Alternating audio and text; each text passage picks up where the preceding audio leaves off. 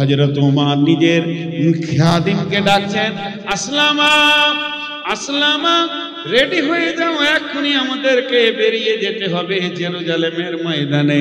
আসলামা তুমি রেডি হয়ে যাও, উটকে রেডি করো। হযরত উমর কাপড় ছেড়ে দাঁড়ালেন, নতুন পোশাক পরব, নতুন সুসজ্জিত হব, বিদেশের দাওয়াত পেয়েছি। জি না, সাদা সিধে মানুষ। উট টাইনে আসলামা বললেন, হুজুর আমি তৈরি। বলে আমিও তৈরি। হযরত উমর উঠে চাপলেন, কবি নজরুল কলম ধরেছেন, হেরি পশ্চাতে চাহি তুমি চলিয়াছ রৌদ্র দগ্ধ দুর্মুর পথ বহি, জেরুজালেমের কেল্লা জেতায় আজ অবরোধ করে, বীর মুসলিম সেনা দল তব বহুদিন মাস ধরে, দুর্গের দ্বার খুলিবে তারা, বলেছে শত্রু শেষে, উমার যদি গো সন্ধি পত্রে স্বাক্ষর দেইয়েছে, হাইরে আদেক ধরার মালিক আমিরুল মুমিনিন, শুনেছে খবর একাই কিনতে চলেছে বিরামহীন, সাহারা পাড়াইয়ে ঝুলিতে দুখানা শুকনো কুব্জ রুটি, একটি মশকে এতটুকু পানি, খুরমা 2-3 মুঠি, প্রহরীবিহীন সম্রাট চলে, প্রহরীবিহীন সম্রাট চলে, একা উঠে চোরি, চলেছে মাত্র একটি গোলাম, উটের রশি ধরি, মরুর ঊর্ধ্ব আকাশে সূর্য আগুন বৃষ্টি করে, সেই সে আগুন ফুটে খৈশম বালুকার মরু বালুকার পরে, কিছু দূর যেতে উট হতে নামি, কিছু দূর যেতে উট হতে নামি, কহিল গোলামের ভাই পেরেশান বড় হইয়াছ চলিয়া, এইবার আমি যাই। উটের রশি ধরিয়া অগ্রে, উঠে বসত উঠে, তপ্ত বালুতে চলে যে চরণে, রক্ত উঠেছে ফুটে, গোলাম 2 হাত ধরে চুমি কাঁদিয়া কহিল, ওমর এ আদেশ করেন কেমনে আপনি, গোলাম রহিবে উটের পিঠে আরাম করিয়া বসি, আর খেটে যাবে খলিফা উমর ধরিয়া উটের রশি। খলিফা হাসিয়া বলে, তুমি জিতে গিয়ে বড় হতে চাও ভাই, এমনি চলে, রোজ কিয়ামতে আল্লাহ যেদিন বলিবে উমর ওরে, করিনি খলিফা মুসলিম জাহানের তরে সুখ তরে তোরে, কি জবাব দিব কি করিয়া মুখ দেখাবো রসুলের ভাই, আমি তোমাদের প্রতিনিধি মাত্র, মোর অধিকার নাই, আরামে সুখের মানুষ হইয়া মানুষের নিতে সেবা, ইসলাম বলে সকলে সমান, কে বড় ক্ষুদ্র কে বা, ভিত্ত ধরিল উটের পিঠে, ভিত্ত চড়িল উটের পিঠে, উমার ধরিল রশি, মানুষে স্বর্গে তুলিয়া ধরিয়া ধুমাইলা মিল শশী, মাত্র 2টি লোক, যেতে যেতে যেতে একবার উমার একবার গোলাম, একবার উমার একবার গোলাম, যেতে যেতে জর্ডান নদী চলে এসেছে, নদীটা পার হয়ে গেলি জেরুজালেম ঢুকে যাবে, পালা পড়ে গেছে, গোলাম থাকবে উটের পিঠে, আর গোলাম উটের রশি ধরে হাঁটবে। হযরতে উমর জেরুজালেম শুনতে পেয়েছে, বিরাট সাম্রাজ্যের মালিক মদিনা থেকে আমাদের দেশে আসছে, সৈন্য সামন্তকে পাঠিয়ে দিয়েছে, বর্ডারে যাও, স্যালুট করবে, সম্মান করবে, আদব জানাবে, তানজিম করে নিয়ে এসো। এবারে গেটে দাঁড়িয়ে আছে, যেই উট আর ভিত্ত 2 জন এসে হাজির হলো, কোম্পানি মেজর একটা স্যালুট মেরেছে, আদব নেবেন জাহাপনা, আমাদের দেশে আসার জন্য আমরা ধন্য হয়েছি, আপনাকে সুসংবাদ দিছি। তখন গোলাম এমনি করে হাতটা করে নিয়ে জোর হাত করে চোখের পানি ছেড়ে দিয়ে বলছে, ভাই আমাকে কেউ স্যালুট দেবেন না, আমাকে কেউ আদব দেবেন না, আমি আদবের স্যালুটের যুক্ত নয়, শুধু আমিরুল মুমিনিনের হুকুম, তাই আমি উটের ওপরে বসে আছি, আমি আমিরুল মুমিনিন নই, আমি নির্বাচিত খলিফা নই, যিনি উটের লাগাম ধরে হাঁটছে উনিই হলেন উমর, খলিফা উমর রাদিয়াল্লাহু আনহু। কোম্পানি মেজর তো আফসোস করছে, বহু বাদশা দেখেছি, প্রধানমন্ত্রী দেখেছি, কিন্তু পরিপূর্ণ মানুষ দেখিনি, আজকে একটা মানব দেখলাম, জানটা ঠান্ডা হয়ে গেল। মানুষ কাকে বলে? আদবের সঙ্গে নিয়ে গেল গির্জাতে, বিরাট গির্জা, দেশের ওইটাই পার্লামেন্ট, অত বড় গির্জা, দুই সন্ধিতে বসে আলোচনা করছে, আপোষের মধ্যে কুশল বিনিময় হচ্ছে, কেমন আছেন, কেমন করে এলেন। কথা চলতে চলতে হযরত উমর সময় দেখে নিয়েছে, নামাজের টাইম হয়ে গেছে। তখন পাদ্রীকে বলছে, হুজুর আমাকে একটু ছেড়ে দেন, হুজুর আমাকে একটু ছেড়ে দেন, পারমিশন চাইছে। কিন্তু অবাক, একটা ছোট দেশের বাদশার কাছে কেন পারমিশন চাইবে? আজকে যদি আমেরিকার ট্রাম্প আমাদের দেশে আসে, উচিত হচ্ছে ওকে মোদির কথাতে উঠা বসা করতে হবে, কিন্তু না, ও এলে মোদি ওর পেছনে কুত্তার মতো ঘুরবে। এটাই নিয়ম হয়ে গেছে, ক্ষমতা ওর কাছে আছে। কিন্তু আমার তুমি যাবে সেই দেশের আমির, তোমার আমির, তুমি তাকে মানবে, যে কোনো জাতির হোক না কেন। তাই হযরত উমর বলছেন, আমাকে একটু ছেড়ে দেন, 2-4-10 মিনিট আমি একটু আসি।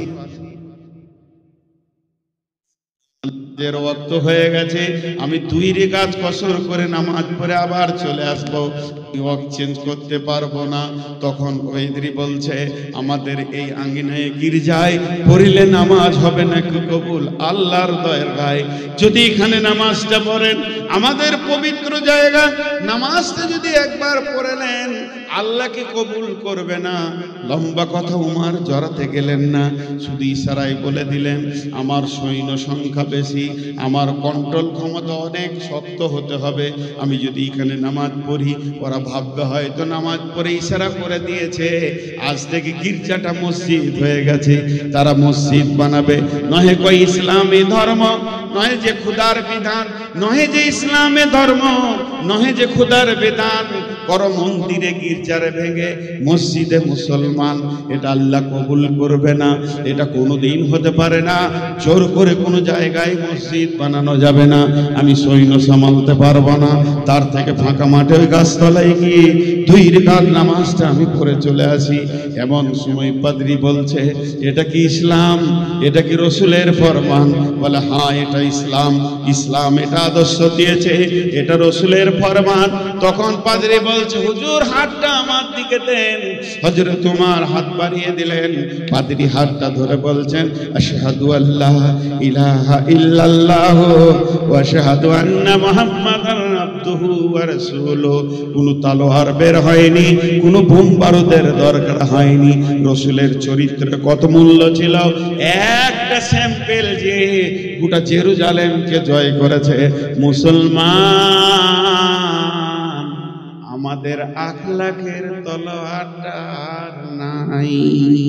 মুসলমান মাতাল, মুসলমান লজ্জা, মুসলমান জুয়ারি, মুসলমান সুদারু, মুসলমান নারী মারে, মুসলমানদের মেয়েরা মেলার মতো জালসাতে ঘুরছে, এনজয় করছে, দোলা ভাইয়ের সাথে শালি ঘুরছে, শালিকে নিয়ে দোলা ভাই ঘুরছে, আর শালার বউকে নিয়ে দোলা ভাই ঠাট্টাই আর কি করছে।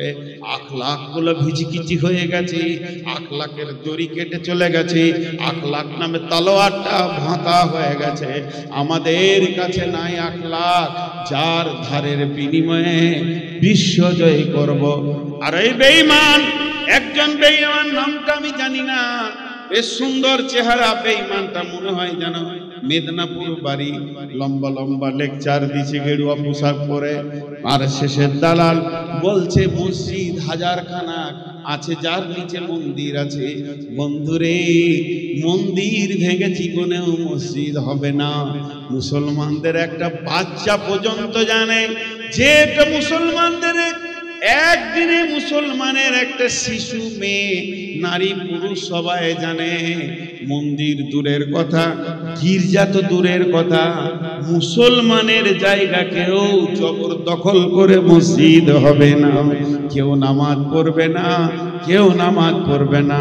কত মসজিদ আছে ছোট হয়ে আছে, পাশের বাড়ির লোক জায়গা দিচ্ছে না, লোক রাখছে, মনে কষ্ট হচ্ছে, তাও তার ঘাড়ে ধরে না, তাকে থাপ্পড় মারে না, যতক্ষণ পর্যন্ত স্বেচ্ছায় না দেবে। মুসলমানের জায়গা তো মসজিদ হবে না। আগেকার লোকরা কি পাগল ছিল? মন্দির ভেঙে মসজিদ করেছে, কোনোদিন ইতিহাস হতে পারে না। এগুলো তোমাদের মন করা কথা। তাই বলি ভাই আমার, আমাদের আসল অস্ত্র হলো আখলাক, আমাদের আসল শক্তি হলো আল্লাহ।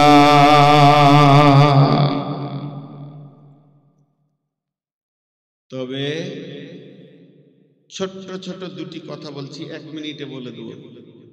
তৃতীয় বিশ্বযুদ্ধ হতে চলেছে, বাকিটা বুঝে নেবেন বড় আলেমদের কাছ থেকে। দ্বিতীয় বিশ্বযুদ্ধ হয়ে গিয়েছে, বিশ্বনবী তৃতীয় বিশ্বযুদ্ধের যে ওসিয়তটা করেছিলেন সেটা হতে চলেছে। অল্প দিনের মধ্যে আমরা দেখতে পাবো ইনশাআল্লাহ। সকলে বলেন ইনশাআল্লাহ। এর জন্য আপনারা খুশি তো? বলেন ইনশাআল্লাহ। ভয় লাগছে নাকি? বিশ্বনবীর শেষ কথাটা শুনলেন, শুনলে পরে আরো খুশি হবেন। 5 ওয়াক্তের নামাজটা ধরেলেন, কালেমা শাহাদাতের সাক্ষী দিয়ে 5 ওয়াক্ত নামাজ ধরেলেন।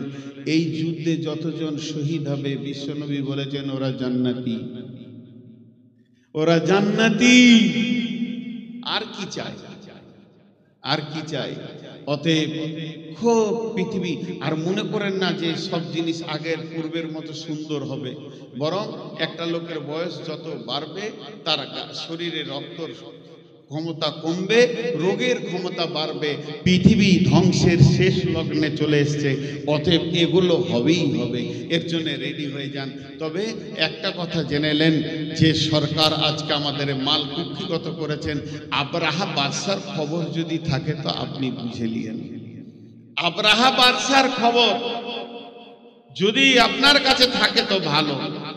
তবে একটা কথা জানেন, বড় বড় এই যারা আরএসএসের ছেলে, মেধা ছেলে, তাদেরকে কিন্তু কোরআন হাদিসে তালিম দেওয়া হয়েছে যে মুসলমানদের কোন জায়গাটা ধরলে ওরা কাবু হবে সেটা। তো ওরা রিসার্চ করে পেয়েছে বিশ্বনবীর এই হাদিসটাকে, যে আমার উম্মতের ভিতরে যখন অহান রোগ আসবে তখন ওরা দুর্বল হয়ে যাবে। এই অহান কি? সাহাবীরা প্রশ্ন করলেন অহান কি? তা আল্লাহ রাসূল বললেন হুব্বুদ দুনিয়া কারাহিয়াতিল মত। দুনিয়ার পেছনে এরা মেতে যাবে আর মতকে ঘৃণা করবে, মরতে চাইবে না। আর সাহাবীদের ছিল কেমন? মরতে চাইবে। ইয়া রাসূলুল্লাহ আমাকে বানান, আমাকে কমান্ডার বানান, আমি সেনাপতির কাজ করব। কিন্তু আজ আমাদের কাছ থেকে ওইটা চলে গেছে।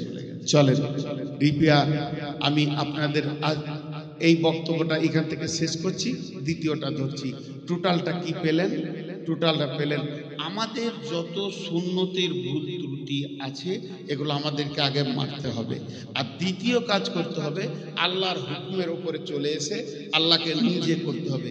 আল্লাহ যদি আমাদের নিজের হয়ে যায় আর আমাদের সুন্নতে রসুলের সব সুন্নতগুলো যদি আমাদের কাছে এসে যায়, তাহলে ইনশাআল্লাহ আমাদের শক্তি 100-তে 100, 100-তে 100 শক্তি বেড়ে যাবে। আপনারা কি জানেন? আপনারা কি জানেন? একটা মনের কথা বলি,